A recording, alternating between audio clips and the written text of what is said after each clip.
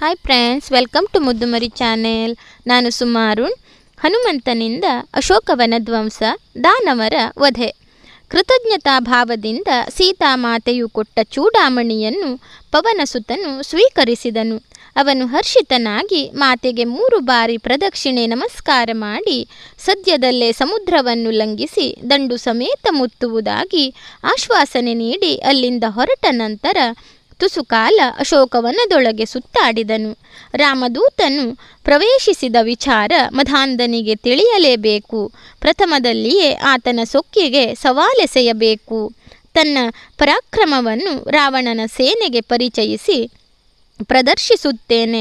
ಅದಕ್ಕಾಗಿ ಲಂಕೇಶ್ವರನಿಗೆ ಪ್ರಿಯಕರವಾದ ಅಶೋಕವನವನ್ನು ನಾಶಪಡಿಸುತ್ತೇನೆ. ಈ ಪ್ರಯತ್ನ ಮುಂದಕ್ಕೆ ತನಗೆ ಅನುಕೂಲವಾಗಬಹುದು, ನೋಡೋಣ ಎನ್ನುತ್ತಾ ಮರಗಿಡಗಳನ್ನು ಬುಡ ಸಮೇತ ಕೀಳಲು ಮಾರುತಿಯು ಅನುವಾದನು. ಸೀತಾನ್ವೇಷಣೆಯ ಸುತ್ತ ಕಾರ್ಯವನ್ನು ಮುಗಿಸಿದ್ದೇನೆ. ರಾಜನಾದ ಸುಗ್ರೀವನಲ್ಲಿ ಈ ಸಂತೋಷದ ವರದಿ ಒಪ್ಪಿಸುವಾಗ ಇನ್ನು ಮುಂದೆ ತಾನು ವಿಕೃತಗೊಳಿಸುವ ಅಶೋಕವನದ ಘಟನೆಯು ದುಷ್ಟ ರಾವಣನ ಹನನಕ್ಕೆ ನಾನು ಎಸಗಿದ ಪ್ರಥಮ ಕಾಣಿಕೆ ಎಂದು ಪ್ರಕಟಿಸುತ್ತೇನೆ. ಅದಕ್ಕಾಗಿ ಪುನಃ ಇಲ್ಲಿರುವ ಫಲಪುಷ್ಪಗಳನ್ನು ಕಿತ್ತು ಎಸೆಯುತ್ತೇನೆ. ರಾವಣನ ವನಧೂತರನ್ನು ಹೊಡೆದು ಉರುಳಿಸುತ್ತೇನೆ ಎಂದು ಯೋಚಿಸಿ ಉದ್ಯಾನವನವನ್ನು ನೆಲಸಮ ಮಾಡಿದನು. ಲತಾಮಂಟಪಗಳು ಆಂಜನೇಯನ ಹೊಡೆತಕ್ಕೆ ಅಪ್ಪಳಿಸಲ್ಪಟ್ಟು ಉರುಳಿದವು. ಸುಕೋಮಲವಾದ ಗಿಡಬಳ್ಳಿಗಳು ನೆಲ ಕಚ್ಚಿದವು. ಕಾವಲಿನ ಭಟರು ಹೆದರಿ ಹೌಹಾರಿದರು. ಆ ತಮಾಷೆಯನ್ನು ಕಂಡು ಪುಳಕಿತನಾಗಿ ಅಲ್ಲಿದ್ದ ಹಣ್ಣು ಹಂಪಲುಗಳನ್ನು ತಿನ್ನುತ್ತಾ ಹನುಮಂತನು ರಾವಣನ ಅಸಹಾಯಕ ಸ್ಥಿತಿಯಲ್ಲಿರುವ ಸೈನ್ಯವನ್ನು ನೋಡಿದನು. ಹನುಮಂತನ ಆಟೋಪವನ್ನು ಕಂಡು ಸಂರಕ್ಷಣೆಗೆ ನೇಮಿಸಲ್ಪಟ್ಟ ರಕ್ಕಸಿಯರು ಜಾನಕಿ ಇದ್ದಲ್ಲಿಗೆ ಓಡೋಡಿ ಗತಿಸಿದ ಅವಾಂತರಗಳನ್ನು ವಿವರಿಸಿದರು. ಹನುಮಂತನ ಬಗ್ಗೆ ತನಗೆ ಏನೂ ತಿಳಿಯದ ಹಾಗೆ ಸೀತೆ ಸುಮ್ಮನಿದ್ದಳು. ಮನಸ್ಸಿನಲ್ಲಿಯೇ ಆತನ ಜಯಕ್ಕಾಗಿ ದೇವರಲ್ಲಿ ಅಂಗಲಾಚಿ ಬೇಡಿದಳು. ಅತ್ತ ಕಡೆ ಅಳಿದುಳಿದ ದಾನವರು ರಾಜನಿಗೆ ಘಟನೆಯನ್ನು ಅರಹಲು ಧಾವಿಸಿದರು. ರಾವಣನಿದ್ದಲ್ಲಿಗೆ ಬಂದು, ಓರ್ವ ಅಪರಿಚಿತ ಕಪಿ ಅಶೋಕವನವನ್ನು ಪ್ರವೇಶಿಸಿದ್ದಾನೆ ಪ್ರಭು. ಸಾಕಿ ಬೆಳೆಸಿದ ಯಾವೊಂದು ತರುಲತೆಯನ್ನು ಬಾಕಿ ಬಿಡದೆ ಬುಡ ಸಹಿತ ಕಿತ್ತು ಹಾಕಿದ್ದಾನೆ. ಬಹುಬಲಾಢ್ಯನು. ಆತಂಕಿಸಲು ತೆರಳಿದ ನಮ್ಮೆಲ್ಲರನ್ನು ಮುಷ್ಟಿ ಪ್ರಹಾರದಿಂದ ನೆಲಕಚ್ಚಿಸಿದ್ದಾನೆ. ಕೆಲವರು ಸಾವನ್ನಪ್ಪಿದ್ದಾರೆ. ಇನ್ನು ಎಷ್ಟೋ ಜನರು ಕೈಕಾಲುಗಳನ್ನು ಕಳೆದುಕೊಂಡು ಬಿದ್ದಿದ್ದಾರೆ. ಆಸುಪಾಸಿನ ಜನರೆಲ್ಲ ಭಯಗ್ರಸ್ತರಾಗಿದ್ದಾರೆ. ಇನ್ನು ತಲೆ ತಪ್ಪಿಸಿಕೊಂಡು ನಾವು ನಿಮ್ಮಲ್ಲಿ ಗತಿಸಿ ಹೋದ ದುರದೃಷ್ಟ ಘಟನೆಗಳನ್ನು ದೂರಿಡಲು ಓಡೋಡಿ ಬಂದಿದ್ದೇವೆ. ದೈತ್ಯೇಶ, ಮಂಗನ ಕೈಯಿಂದ ನಮ್ಮನ್ನು ರಕ್ಷಿಸು. ಅವನು ಮರ್ಕಟನಲ್ಲ, ನಮ್ಮ ಪಾಲಿನ ಮೃತ್ಯುದೇವತೆ. ಲಂಕಾ ಭಯಂಕರನಾಗಿ ತೋರುತ್ತಿದ್ದಾನೆ. ಧೂತರ ಭಯಭ್ರಾಂತಿಯನ್ನು ನೋಡಿ ದಶಗ್ರೀವನು ಪರಿಸ್ಥಿತಿಯನ್ನು ಅರ್ಥ ಮಾಡಿದನು. ಅವನು ಕೋಪೋದ್ರಿಕ್ತನಾಗಿ ಗುಡುಗಿದನು. ಕೆಲಸಕ್ಕೆ ಬಾರದ ಅನ್ನದಂಡದ ದೂತರೆಂದು ಅವರನ್ನು ಬೈದು ದಾನವರ ವೀರನು ಅಸುರಾಗ್ರೇಸರನ್ನು ಹತ್ತಿರ ಕರೆದನು. ದಾನವರೇ, ಯಾವುದೋ ಒಂದು ಸಾಮಾನ್ಯ ಮರ್ಕಟನನ್ನು ನನ್ನ ಸಮಕ್ಷಮದಲ್ಲಿ ಈ ದೂತರು ಬಹುವಾಗಿ ಬಣ್ಣಿಸಿದ್ದಾರೆ. ಕಪಿಗಳು ಮರದಿಂದ ಮರಕ್ಕೆ ಲಂಘಿಸುವುದು ಹೊಸತೇನಲ್ಲ. ಆದರೆ ಮರಗಳನ್ನು ಕೀಳಬೇಕಾದರೆ ಏನೋ ದುರುದ್ದೇಶವಿರಬೇಕು. ಅದು ಮಂಗನ ದುಷ್ಟಚೇಷ್ಟೆ ಇರಬಹುದು, ಅಥವಾ ಆ ಕಪಿಯನ್ನು ಯಾರಾದರೂ ಹಗ್ಗ ಕಟ್ಟಿ ಇಲ್ಲಿಗೆ ಬಿಟ್ಟಿರಲೂಬಹುದು. ಅದಕ್ಕಾಗಿ 70,000 ಧನುಜ ವೀರರು ಈಗಿಂದೀಗಲೇ ಅಶೋಕವನವನ್ನು ಮುತ್ತಿಗೆ ಹಾಕಿರಿ. ಮುಂದೆ ಒಂದು ಹೆಜ್ಜೆ ಇಡಲು ಆಸ್ಪದ ನೀಡದೆ ಆ ಕಪಿಯನ್ನು ಜೀವಸಹಿತ ಸೆರೆ ಹಿಡಿದು ತನ್ನಿರಿ. ಈ ರೀತಿಯಾಗಿ ರಾವಣನು ಆಜ್ಞೆಯನ್ನು ಮಾಡಿದನು. ಸೈನಿಕರು ಈಟಿ, ಕತ್ತಿ, ದೊಣ್ಣೆ, ಬಿಲ್ಲು ಬಾಣ, ಖಡ್ಗ ಮೊದಲಾದ ಆಯುಧಗಳನ್ನು ಹಿಡಿದು ಧಾವಿಸಿದರು. ಆದರೆ ಅವರ ಕೈಗೆ ಮಾರುತನಂದನು ಸಿಗಲಿಲ್ಲ. ಮರದಿಂದ ಮರಕ್ಕೆ ನೆಗೆದು ಉದ್ದವಾದ ವೃಕ್ಷಗಳನ್ನು ಕಿತ್ತು ಅವರ ಮೇಲೆರಗಿದನು. ಕೆಲವರು ವೃಕ್ಷಾಘಾತವನ್ನು ತಡೆಯಲಾರದೆ ನೆಲಕ್ಕೆ ಅಪ್ಪಳಿಸಲ್ಪಟ್ಟರು.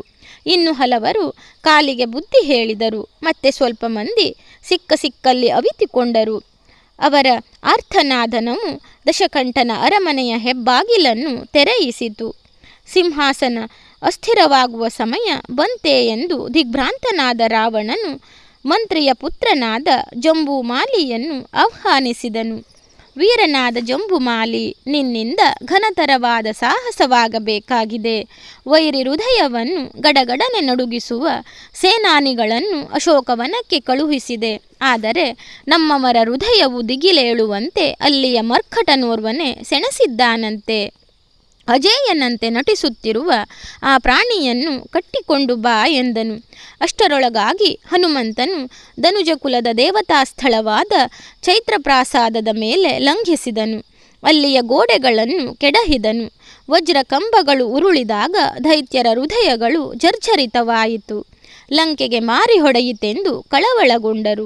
ಜಂಬೂಮಾಲಿಯು ರಣಕಣದಲ್ಲಿ ಮರ್ಕಟನನ್ನು ಸೋಲಿಸುವ ದುರಹಂಕಾರದಿಂದ ಯುದ್ಧ ಸನ್ನದ್ಧನಾಗಿ ಹನುಮಂತನನ್ನು ಎದುರಿಸಿದನು. ಬೆಂಕಿಯ ಜ್ವಾಲೆಗೆ ಬೀಳಲು ತಯಾರಾದ ಪತಂಗದಂತೆ ಜಂಬೂಮಾಲಿಯು ಸನ್ನದ್ಧನಾದನು. ಆ ವೀರನನ್ನು ನೋಡಿ ಆಂಜನೇಯನು ಗಹಿಗಹಿಸಿ ನಕ್ಕನು. ನೀನು ರಾವಣನ ಕಡೆಯಿಂದ ಬಂದೆಯ. ಇದಕ್ಕಿಂತ ಮೊದಲಾಗಿ ಆಗಮಿಸಿದವರ ಅವಸ್ಥೆ ಏನಾಯಿತು ನೋಡು. ನಾನು ರಾಮದಾಸನಿದ್ದೇನೆ. ನನಗೆ ದೇವರ ಶ್ರೀರಕ್ಷೆ ಇದೆ. ಅವನ ಕೃಪಾಕಟಾಕ್ಷದಿಂದ ಈ ಲಂಕೆಯನ್ನು ಧೂಳೀಪಟ ಮಾಡುತ್ತಿದ್ದೇನೆ. ದುಷ್ಟನೇ, ನೀನು ಇನ್ನಿರಬಾರದು. ಅದು ಅಲ್ಲದೆ ನಿನ್ನನ್ನು ಕೂಡಿಕೊಂಡಿರತಕ್ಕ 7 ಮಂದಿ ಮಂತ್ರಿ ಕುಮಾರರು ಯಮನ ಸದನದ ಅತಿಥಿಗಳಾಗುವರು. ಆಂಜನೇಯನು ಹೀಗೆ ಹೇಳಿ ಕೈಗೆ ಸಿಕ್ಕಿದ ವೃಕ್ಷಗಳಿಂದ ಅವರ ತಲೆಯನ್ನು ಒಡೆದನು. ಸಹಾಯಕ್ಕೆ ಬಂದ ವಿರೂಪಾಕ್ಷ ಮುಂತಾದ ಸೇನಾಪತಿಗಳು ಜಂಬೂಮಾಲಿಯೊಂದಿಗೆ ಮೃತರಾದರು. ರಣಕ್ಷೇತ್ರವು ಮರಣಭೂಮಿಯಾಯಿತು. ಭಯೋತ್ಪಾದಕರಾದ ದಾನವರ ಹೃದಯದಲ್ಲಿ ಹೆದರಿಕೆಯ ಕತ್ತಲೆ ಆವರಿಸಿ ಶೋಕ ಹೆಚ್ಚಿಸಿತು. ಫಲಪುಷ್ಪಗಳಿಂದ ಆವೃತ್ತವಾದ ಉದ್ಯಾನವನದಲ್ಲಿ ರಕ್ತದ ರಾಶಿ ಚೆಲ್ಲಲ್ಪಟ್ಟಿತ್ತು. ಮಧುವನ್ನು ಹೀರತಕ್ಕ ಭೃಂಗಗಳ ಜೇಂಕಾರ ಮಾಯವಾಗಿ ಸೈನಿಕರ ಚೀತ್ಕಾರ ಕೇಳಿಬಂತು. ವಿಹಾರಧಾಮವಾಗಿದ್ದ ಅಶೋಕವನ ಶೋಕದ ತವರಾಯಿತು. ಕದನ ಕಲಿಗಳು ಹತರಾದ ದುರ್ವಾರ್ತೆ ರಾವಣನ ಅರಮನೆಯನ್ನು ಮುಟ್ಟಿತು. ಪ್ರಳಯ ಕಾಲದ ರುದ್ರನಂತೆ ತಾಂಡವವಾಡುವ ಹನುಮಂತನ ಸೆರೆ ಹಿಡಿಯಲು ಅಕ್ಷಯ ಕುಮಾರನು ಶಕ್ತನೆಂದು ಭಾವಿಸಿ ಲಂಕೇಶ್ವರನು ಆತನಿಗೆ ಕರೆ ಕಳುಹಿಸಿದನು. ಅಪ್ಪನ ಆಜ್ಞೆಯಂತೆ ಹೊರಟ ಅಕ್ಷಯ ಕುಮಾರನು ರಾವಣನಲ್ಲಿಗೆ ಆಗಮಿಸಿ ದಾನವರ ದುರ್ಗತಿಗೆ ಕಾರಣನಾದ ಅಂಜನಾಸುತನನ್ನು ಕಟ್ಟಿತರಲು ತಂದೆಯಿಂದ ಆಶೀರ್ವಾದ ಪಡೆದನು.